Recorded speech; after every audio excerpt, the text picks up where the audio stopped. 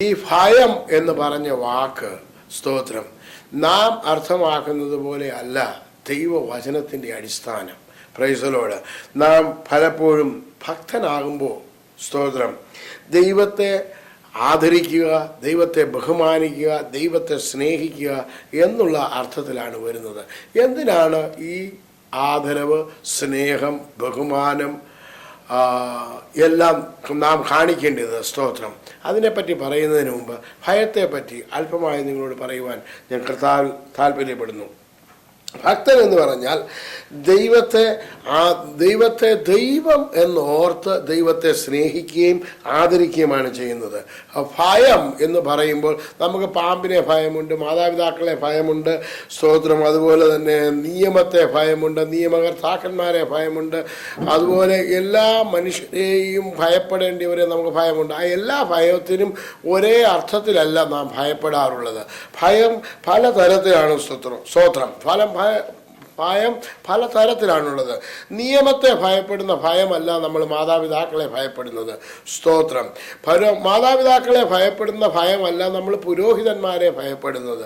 അതുപോലെ തന്നെ നമ്മളുടെ സൂപ്പർവൈസേഴ്സിനെ ഭയപ്പെടുന്ന ഭയമല്ല സ്തോത്രം മറ്റുള്ളവരെ ഭയപ്പെടുന്നത്. സ്തോത്രം. എല്ലാത്തിനും അതിൻ്റേതായിട്ടുള്ള അർത്ഥവും അതിൻ്റേതായിട്ടുള്ള വ്യത്യാസവും നമ്മുടെ ജീവിതത്തിൽ നമുക്ക് തന്നെ അതറിയാം. അത് പറഞ്ഞറിയിക്കത്തക്ക ഒരു വിധത്തിലുള്ളതല്ല. സ്തോത്രം. നാം ആയിരിക്കുന്ന സ്ഥലത്ത് ദൈവം നമ്മുടെ ഹൃദയത്തിൻ്റെ ഉള്ളിൽ ആഴങ്ങളിൽ ഒരു ബിൽറ്റിൻ ചെയ്തിരിക്കുന്ന ഒരു ഭയമാണ് ആ ഭയം. നമ്മളൊരു ബിൽഡിങ്ങിൻ്റെ മണ്ടയ്ക്ക് കയറി, സ്തോത്രം, എന്നിട്ട് നമ്മളങ്ങ് മുന്നോട്ടങ്ങ് നടന്നു പോവുകയാണ്, ബിൽഡിങ്ങിൻ്റെ താഴെ വീഴുമെന്നുള്ള ഒരു ഭയം ഇല്ലെന്നുണ്ടെന്നുണ്ടെങ്കിൽ നമ്മളങ്ങ് നടന്നു പോകും. സ്തോത്രം. ആ ഭയം ആര് തന്നിരിക്കുന്നതാണ്? സ്തോത്രം. അത് ദൈവം നമ്മുടെ ഉള്ളിൽ ബിൽറ്റ് ഇൻ ചെയ്തിരിക്കുകയാണ്. അത് നമ്മുടെ ഉള്ളിലുണ്ട്. ആ ഭയമാണ് നമ്മളെ അവിടെ പിടിച്ചു നിർത്തുന്നത്. ഇനിയും മുന്നോട്ട് നടന്നാൽ നീ താഴെ വീഴുമെന്നുള്ളത്. സ്തോത്രം. അത് ആ ഭയമല്ല നമ്മൾ ദൈവത്തെ ഭയക്കുന്ന ഭയം. ആ ഭയമല്ല നമ്മൾ പാമ്പിനെ ഭയക്കുന്നത്. ആ ഭയമല്ല നമ്മൾ രോഗത്തെ ഭയക്കുന്നത്. അപ്പോൾ എല്ലാ തരത്തിലും ഭയം എന്ന ഒരു കാര്യം നമ്മുടെ ഉള്ളിൽ ദൈവം തന്നിട്ടുണ്ട്.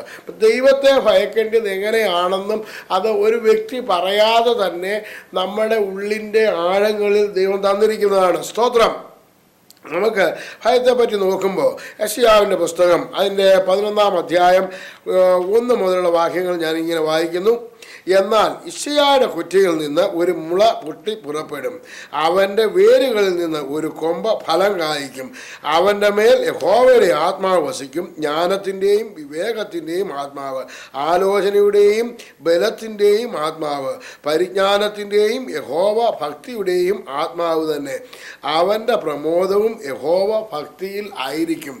ദൈവത്തെ ഭയം അല്ലെ ദൈവത്തോടുള്ള സ്നേഹം അത് ദൈവം ഓൾറെഡി നമുക്ക് തരുന്നതാണ്. അത് ദൈവത്തിൻ്റെ ആത്മാവ് തരുന്ന ഒരു ഭയമാണ്. Praise the Lord.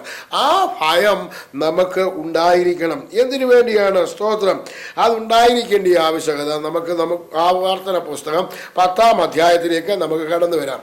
12 മുതൽ 13 വരെയുള്ള വാക്യങ്ങൾ. ആകയാൽ ഇസ്രായേലേ, നിന്റെ ദൈവമായ യഹോവയെ ഭയപ്പെടുകയും അവൻ്റെ എല്ലാ വഴികളിലും നടക്കുകയും അവനെ സ്നേഹിക്കുകയും നിന്റെ ദൈവമായ യഹോവയെ പൂർണ്ണ ഹൃദയത്തോടും പൂർണ്ണ മനസ്സോടും കൂടെ സേവിക്കുകയും ഞാൻ ഇന്ന് നിന്നോട് ആജ്ഞാപിക്കുന്ന യഹോവയുടെ കൽപ്പനകളും ചട്ടങ്ങളും നിന്റെ നന്മയ്ക്കായിട്ട് പ്രമാണിക്കുകയും വേണം എന്നല്ലാതെ നിന്റെ ദൈവമായ യഹോവ നിന്നോട് ചോദിക്കുന്നത് എന്ത്? സ്നേഹിത, നീ ഭയപ്പെടേണ്ട ഒന്നിനാണ്, നിന്റെ നന്മയ്ക്കായിട്ടാണ്.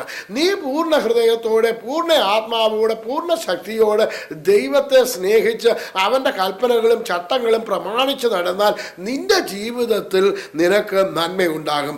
അതിനാണ് യഹോവ ഭക്തനായിട്ട് ഇരിക്കേണ്ടത്. ഫിയർ ഓഫ് ദ ലോർഡ് നിനക്ക് വേണ്ടത്. യഹോവയെ ഭയപ്പെട്ട് നീ ജീവിക്കേണ്ടത് അതിനു വേണ്ടിയാണ്. Praise the Lord. Hallelujah. Fear of the Lord എന്ന് പറയുമ്പോൾ മലയാളത്തിൽ ഇങ്ങനെയാണ് അതിൻ്റെ അർത്ഥങ്ങൾ എഴുതിയിരിക്കുന്നത്. ദൈവഭക്തി, ദൈവ സ്നേഹത്തോടു കൂടിയ ഭയം, ഭയത്തോടു കൂടിയ ഭക്തി എന്നിങ്ങനെയെന്ന് നമുക്ക് മനസ്സിലാക്കാൻ സാധിക്കും. എല്ലാം ദൈവത്തോടുള്ള ബഹുമാനത്തെ സൂചിപ്പിക്കുന്നതാണ്. Praise the Lord. നാം ഇവിടെ വായിച്ചു കേട്ടു. അത് എന്തിനു വേണ്ടിയാണ്? അത് നമ്മുടെ നന്മയ്ക്ക് വേണ്ടിയാണ് എന്ന് നമുക്ക് കാണുവാനായിട്ട് സാധിച്ചു. അത് എന്തെല്ലാമാണെന്ന് ഞാനിവിടെ പറയാൻ പോവുകയാണ്. 6 കാര്യങ്ങളാണ് നമ്മുടെ ജീവിതത്തിൽ നന്മയ്ക്കായിട്ടുള്ളത്. സ്തോത്രം. 1, യഹോവ ഭക്തിയോടുകൂടി ജീവിച്ചാൽ നമ്മുടെ ജീവിതത്തിൽ, നമ്മുടെ കുഞ്ഞുങ്ങളുടെ ജീവിതത്തിൽ ജ്ഞാനം ഉണ്ടാകും. സങ്കീർത്തനത്തിൻ്റെ 111 അധ്യായം അതിൻ്റെ 11 വാക്യത്തിൽ നാം ഇങ്ങനെ വായിക്കുന്നു: യഹോവ ഭക്തി ജ്ഞാനത്തിൻ്റെ ആരംഭമാകുന്നു, അവയെ ആചരിക്കുന്ന എല്ലാവർക്കും നല്ല ബുദ്ധിയുണ്ട്. യഹോവ ഭക്തിയോടുകൂടി ജീവിച്ചാൽ നമ്മുടെ തലമുറയിൽ ബുദ്ധിമാന്മാർ, ബുദ്ധിമതികളും ഉണ്ടാകും. Praise the Lord. ഹല്ലേലൂയ. ആ ബുദ്ധി എന്തിനാണ്?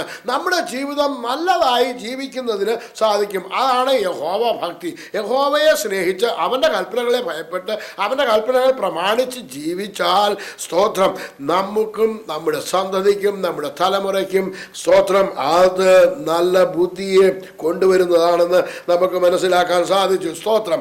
ഇനി രണ്ടാമതായി അതിൻ്റെ തന്നെ യഹോവ ഭക്തി വേറെന്ത് തരുന്നു? സ്തോത്രം. പ്രോവർബ് അതിൻ്റെ 1:7 വാക്യത്തിൽ നാം ഇങ്ങനെ വായിക്കുന്നു: യഹോവ ഭക്തി ജ്ഞാനത്തിൻ്റെ ആരംഭമാകുന്നു, ഭോഷന്മാരോ ജ്ഞാനവും പ്രബോധനവും നിരസിക്കുന്നു. സ്തോത്രം. യഹോവ ഭക്തിയോടെ ജീവിച്ചാൽ നമുക്ക് എന്ത് കിട്ടും? ജ്ഞാനം തുടങ്ങും. അപ്പോഴാണ് ജ്ഞാനത്തിൻ്റെ ആരംഭം ഉണ്ടാകുന്നത്. ഞാൻ എൻ്റെ ജീവിതത്തിൽ ഞാൻ ബലവാനാണ്, കഴിവുള്ളവനാണ്, ബുദ്ധിയുള്ളവനാണെന്നൊക്കെ എൻ്റെ ധാരണയിൽ ജീവിച്ച ഒരു കാലയളവുണ്ടായിരുന്നു. എന്നാൽ ദൈവഭക്തിയിലേക്ക് 1996 എന്നെ ഈ ദൈവഭക്തിയിലേക്ക് വരുവാൻ ദൈവം എന്നെ സഹായിച്ചു.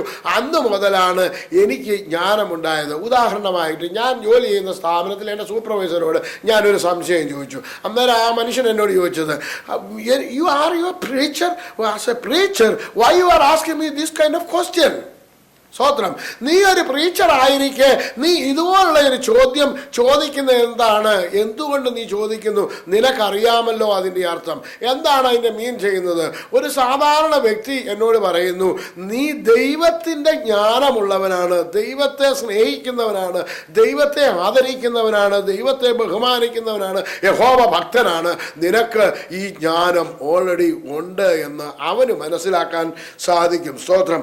അതുപോലെ തന്നെ പ്രോവർബിൻ്റെ തന്നെ 16 അധ്യായത്തിലേക്ക് നമ്മൾ കടന്നു വരുമ്പോൾ, പ്രോവർബ് 16 അധ്യായം 6 വാക്യത്തിൽ കടന്നു വരുമ്പോൾ നാം ഇങ്ങനെ വായിക്കുന്നു: യഹോവ ഭക്തി കൊണ്ട് മനുഷ്യർ ദോഷത്തെ വിട്ടകലുന്നു, ദയയും വിശ്വസ്തതയും കൊണ്ട് അകൃത്യം പരിഹരിക്കപ്പെടുന്നു.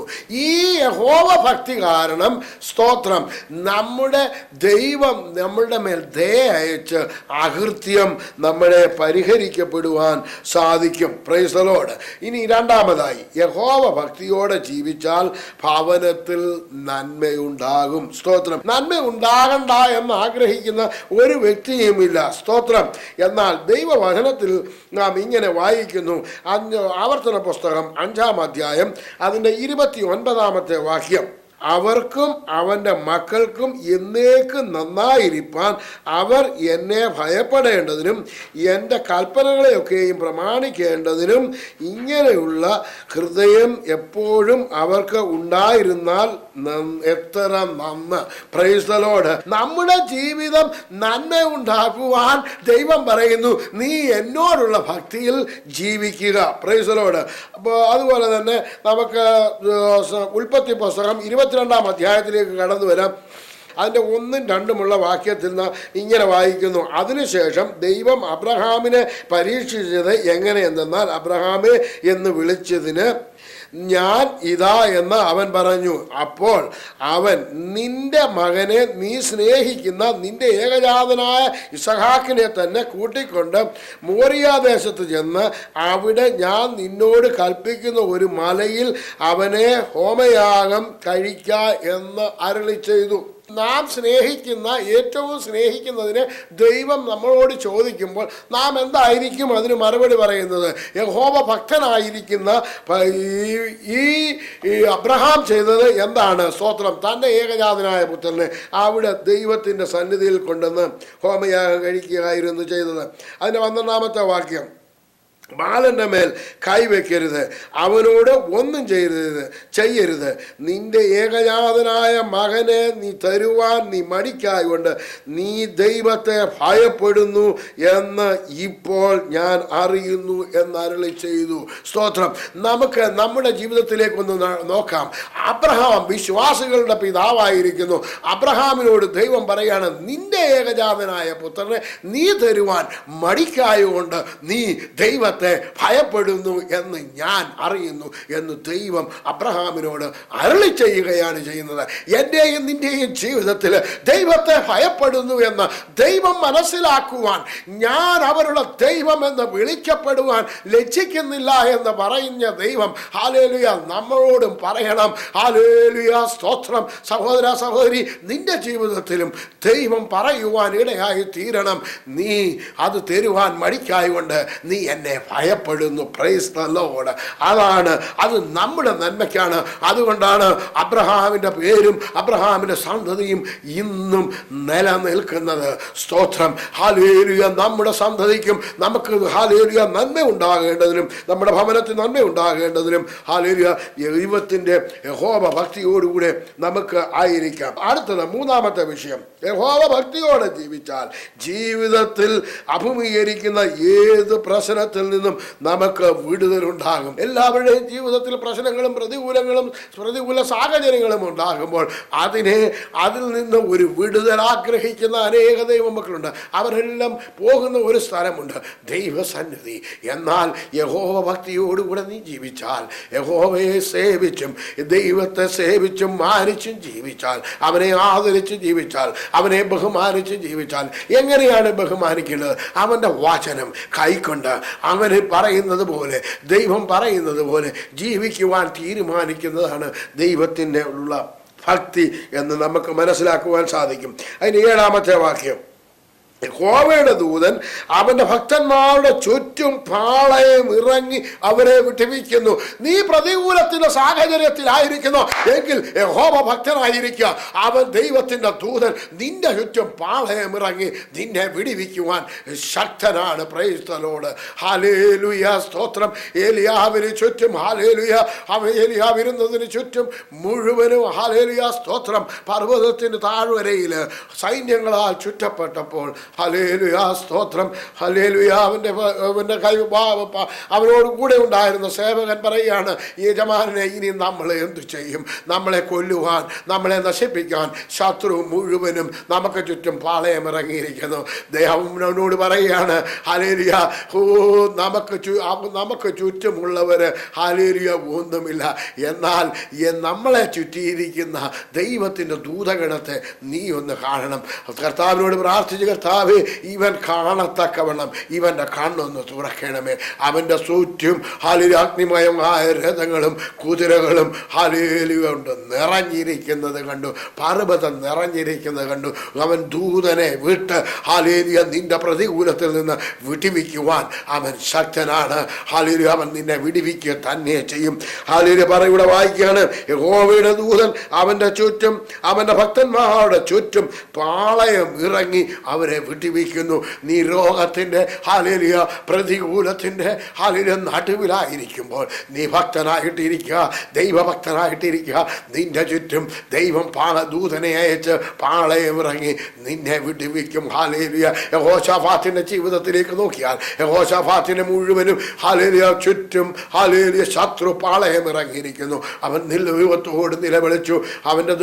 അവൻ്റെ പുരോഹിതന്മാരും അവനുള്ളവരും എല്ലാവരും ദൈവത്തെ ഹല്ലേലൂയ വിശ്വസിച്ചുകൊണ്ട് അവനെ ആരാധിക്കുവാൻ തുടങ്ങി. സ്തോത്രം. അപ്പോൾ